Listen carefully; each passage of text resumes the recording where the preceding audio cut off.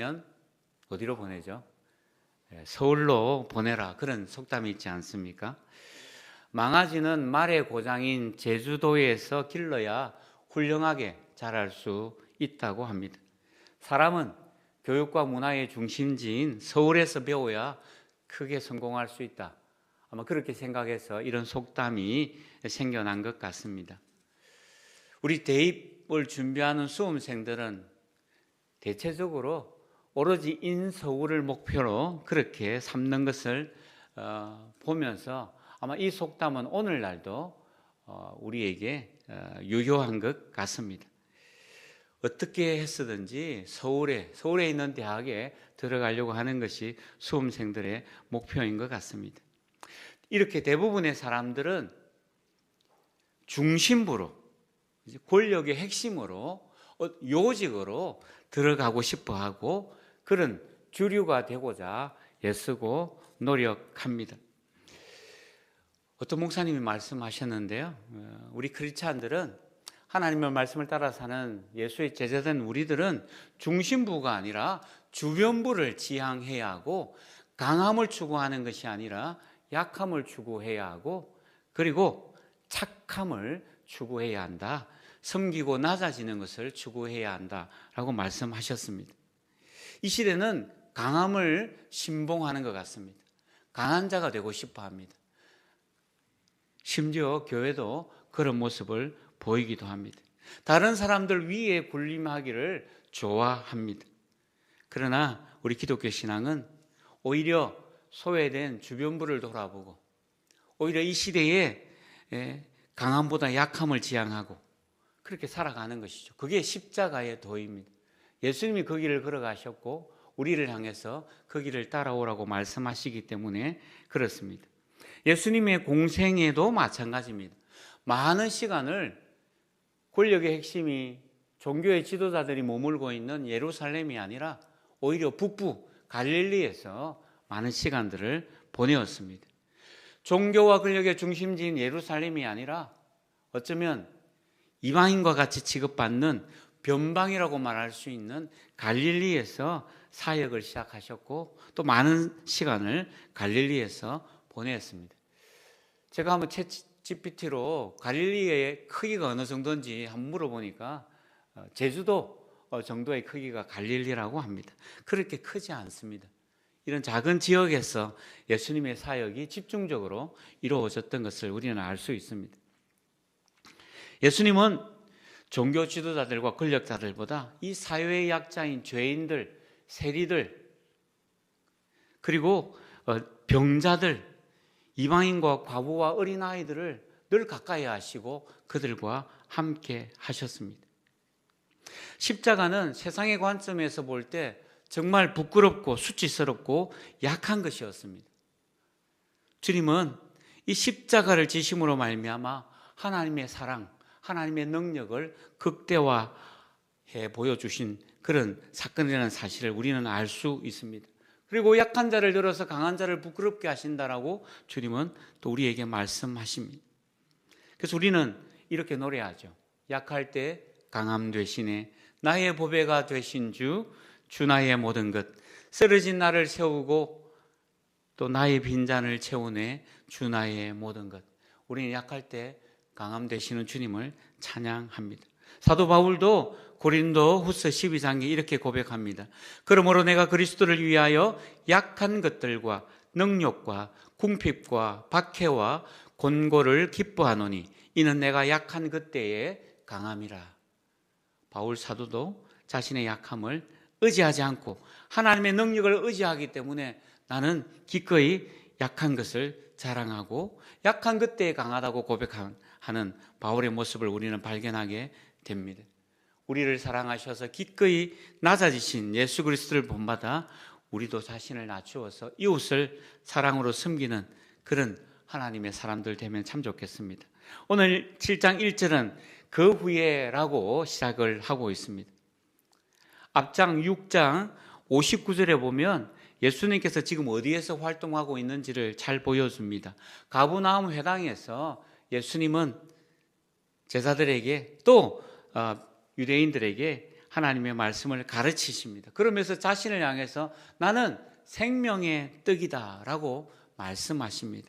사람들은 먹고 마시는 것에 관심이 많아서 육신의 양식을 추구하고 그 보리떡 5개와 물고기 2마리로 5,000명을 먹이신 예수님을 따랐지만 예수님은 단순히 이 땅에서 먹고 사는 문제를 해결하는 분이 아니라 영원한 생명을 주시는 생명의 떡이 되신다는 사실을 가르쳐 주셨습니다. 우리 어제 새벽에도 우리 살펴봤습니다만 많은 제자가 예수님의 말씀을 듣고서 그 말씀이 정말 어렵도다라고 이야기하면서 하나 둘 예수님을 떠나가 버렸습니다. 지금 그런 사건이 있은 후에 전개되는 내용들입니다. 예수님은 갈릴리에서 다니시고 유대에서 다니려 아니하신다라고 말씀합니다. 왜냐하면 유대인들이 예수님을 죽이려 하기 때문에 그렇습니다.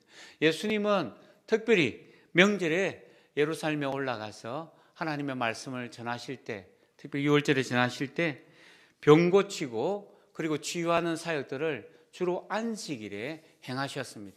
안식일을 어기는 그 예수, 그리고 자신을 하나님의 아들이다, 하나님이다 라고 선포하셨기 때문에 유대인들이 신성모독죄라고 생각하면서 예수님을 핍박하고 죽이려 했습니다.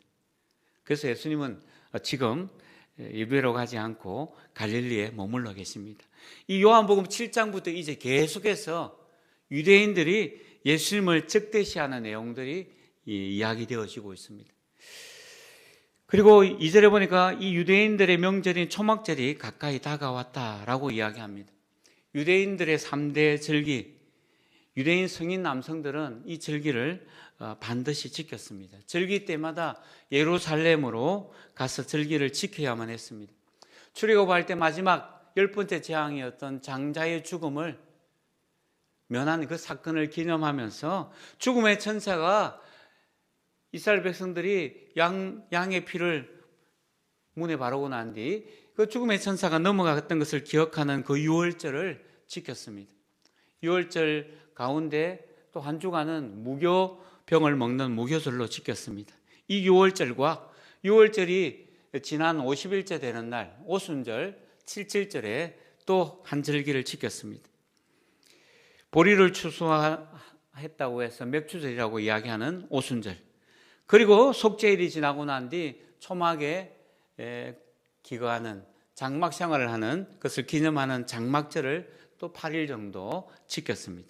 곡식을 추수해서 저장하기 때문에 그 절기를 수장절이라고 부릅니다. 이렇게 3대 절기를 이스라엘 유대인들은 반드시 지켜야만 했습니다.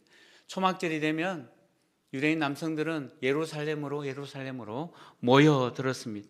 그래서 예루살렘은 온통 성인 남성들로 북적거렸습니다. 마치 우리나라 설명절이 되면 수많은 사람들이 스몰 보따리를 들고 고향으로 그렇게 달려가지 않습니까? 고속도로는 차량들로 가득 메워집니다. 그것을 연상하면 초막절이 어떠하리라 우리는 충분히 연상할 수 있을 겁니다. 이 초막절이 가까운 그 시기에 3절에 예수님의 동생들이 찾아왔습니다. 그리고 예수님께 이렇게 이야기합니다. 아니 형님, 왜 이 쑥을 총구석에 머물러서 이러고 계십니까? 당장 여길 떠나서 예루살렘으로 가십시다. 이제 초막절도 되고 했으니까 사람들이 가득 모일 것 아니겠습니까? 많은 사람들이 모여있는 그 가운데 당신이 누구인지를 좀 나타내시면 되지 않겠습니까? 왜 예루살렘에 가서 당신을 당당히 드러내시면 될 텐데 왜 이러고 계십니까? 라고 형님을 향해서 이야기합니다. 어쩌면 이 동생들이 하는 말은 지극히 정상적이고 이성적이고 합리적인 그런 말 같습니다. 사람이 나면 서울로 보내는 것이 맞다라고 우리 속담이 이야기하는 것처럼 성공하려면 뭔가 대단한 일을 이루려면 권력의 중심부 가야 한다라는 것이 사람들의 생각인데 여기서 지금 뭘 하고 계십니까? 참 답답합니다, 형님. 이러고 이제 동생들이 말하는 것이죠. 그러나 이 동생들의 이 말은 결코 합리적인 말이 아닙니다. 왜냐하면 이 요한복음을 기록한 저자 사도 요한은 이 동생들의 상태가 어떠한지를 분명히 꿰뚫어 보고 있기 때문에 그렇습니다. 5절에 보니까 이는 그 형제들까지도 예수를 믿지 아니함이러라. 믿음의 고백이 아니라 믿지 않기 때문에 예수님을 향해서 그렇게 말하는 것이죠. 예수님이 그리스도이시고 예수님이 메시아이시고 예수님이 하나님의 아들이심을 그 동생들은 믿지 않았습니다. 저와 여러분이 만약 예수님의 친동생이라고 생각해 본다면 형님이 어떠하다고 느껴지겠습니까? 예수님이 지금 형님 노릇을 제대로 하지 않고 있어요. 예수님이 계속 집 밖을 돌아다니십니다. 동생들을 돌보지도 않아요. 가정을 돌보기는커녕 경제적으로 아무런 보탬도 되지 않는 그런 형의 모습이 동생들이 바라볼 때 형님의 모습입니다. 그래서 그런 형 지금 뭐 하고 있냐고 비꼬고 조롱하는 모습이 사실 이 말 속에 담겨 있는 것이죠. 이런 모습을 보면서 우리는 또 우리 자신을 돌아보게 됩니다. 사랑하는 성도 여러분, 예수님의 동생들은요, 하루 이틀 예수님과 함께 지냈습니까? 30년 가까이 예수님과 함께 늘 같이 곁에서 지켜보았어요. 같이 밥 먹고 같이 자고 같이 놀았습니다. 같이 자랐습니다. 육신적인 가족이라 할지라도 예수님을 제대로 믿는 것이 아니라는 것이죠. 함께 있다고, 가까이서 본다고, 함께 생활을 한다고 믿어지는 것이 아니라는 사실을 이 동생들을 통해서 우리는 알 수가 있습니다. 인간적인 열심과 노력으로 예수님을 믿을 수 있는 것, 예수님을 아는 것 아니라는 사실을 이 동생들을 통해서 우리는 발견하게 됩니다. 성령께서 믿음을 주셔야, 믿게 해 주셔야 믿어지는 것이죠. 성령님이 깨닫게 해주셔야 우리는 깨달아진다라는 사실입니다. 우리가 예수님을 구주, 나의 하나님으로 고백한다는 것이 얼마나 감사하고 복인지 모르겠습니다. 이 아침에 예수님을 주로 고백할 수 있게 해주신 우리 하나님께 감사의 고백을 드렸으면 참 좋겠습니다. 6절의 말씀을 보니 동생들의 이 질문 앞에 예수님이 대답하시죠. 내 때는 아직 이르지 아니하였다. 그러나 너희 때는 늘 준비되어 있다라고 말씀합니다. 때라는 말을 사용합니다. 나의 때, 너희의 때. 헬라어로 이 때를 나타내는 용어는 카이로스라고 부릅니다. 카이로스. 하나님이 정하신 특별한 때, 특정한 구원의 그런 특별한 시간, 그것을 카이로스라고 헬라어는 그렇게 말합니다. 우리가 뭐 계속 흘러가는 시간은 크로노스라고 이렇게 자연적인 시간을 말하지만 여기 성경에 나의 때, 너희 때라고 할 때 카이로스라는 단어로 적혀져 있습니다. 예수님은 자신이 동생들에게 이야기할 때 내 때라고 이야기를 합니다.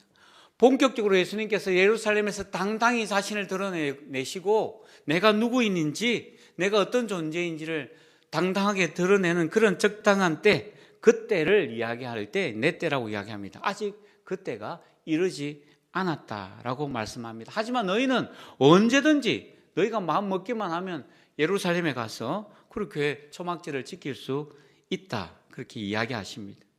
예수님은 자기 뜻대로 행하지 않으셨습니다. 언제나 하나님의 뜻을 따라 하나님의 계획표대로 하나님이 정하신 그 시간에 하나님의 의도대로 움직이고 사역하셨습니다. 때가 참에 이 땅에 오셨고요. 예수님께서는 그리고 하나님이 정하신 때에 십자가에 죽으시고 부활하셨습니다. 하나님의 때가 있다라는 거죠. 예수님은 그 때에 따라서 그 프로그램에 따라서 움직이셨습니다. 우리 또한 마찬가지죠. 우리의 때가 아니라 내가 원하는 때가 아니라 하나님의 때가 있음을 믿고 겸손하게 인내하면서 그 때를 기다려야 하는 것입니다. 오늘 예수님은 아직 내 때가 이르지 않았다. 그 내 때는 하나님의 때를 말하는 겁니다. 사람들은요, 너희 때, 사람들의 때에 관심이 많습니다. 자신이 원하는 때에 이루어지기를 원하고 자신의 뜻에 따라 되어지기를 바라고 그것을 기뻐합니다. 그렇기 때문에 세상이 너희들을 미워하지 않는다고 이야기합니다. 왜냐하면 이 형제들은 세상 사람들의 때에 따라 살아가는 사람들은 세상에 속했기 때문에 그렇다라고 말씀하시고, 예수님은 세상에 속하지 않았기 때문에 세상을 향해서 악하다고 말씀하기 때문에 세상이 자신을 미워한다라고 오늘 본문은 증언하고 있습니다. 예수님께 속한 사람은 세상으로부터 미움을 받습니다. 왜냐하면 세상은 어둠에 속해 있기 때문입니다. 이미 우리 속에 빛 대신 예수 그리스도가 들어와 계시기 때문에 빛이 어둠 가운데 비춰지면 어둠이 물러가거든요. 그래서 어둠은 빛을 싫어하기에 빛 가운데 행하는 우리들을 미워할 수밖에 없는 것입니다. 예수님은 공생의 3년 동안 수많은 사람들로부터 미움을 받으셨습니다. 어둠 가운데 있는 자들로부터 미움을 받으셨습니다. 예수님을 따라가는 제자된 우리도 당연히 그 미움 받는 것이 당연할 수 있다라는 것이죠. 우리가 세상에서 다양한 환난과 그런 고난을 겪는다 할지라도 예수 그리스도가 그 길을 가셨기에 우리는 당당히 그 길을 걸어가야 할 것입니다. 사랑하는 성도 여러분, 나는 오늘 하나님의 때를 따라 순종하며 섬기는 자인지 아니면 내가 원하는 때 사람들의 기준과 가치관을 따라서 사람들의 때를 따라 살아가는지 우리 자신을 돌아보면서 사람이 자기의 길을 계획할지라도 그 걸음을 인도하시는 분이 하나님이심을 믿고 하나님의 때를 기다리며 하나님의 뜻을 따라 순종하며 살아가는 우리 모든 성도들이 되시기를 주님의 이름으로 축복합니다. 아멘. 우리 주기도만 하겠습니다. 하늘에 계신 우리 아버지, 아버지의 이름을 거룩하게 하시며 아버지의 나라가 오게 하시며 아버지의 뜻이 하늘에서와 같이 땅에서도 이루어지게 하소서. 오늘 우리에게 일용할 양식을 주시고 우리가 우리에게 잘못한 사람을 용서하여 준 것 같이 우리 죄를 용서하여 주시고 우리를 시험에 빠지지 않게 하시고 악에서 구하소서. 나라와 권능과 영광이 영원히 아버지의 것입니다. 아멘.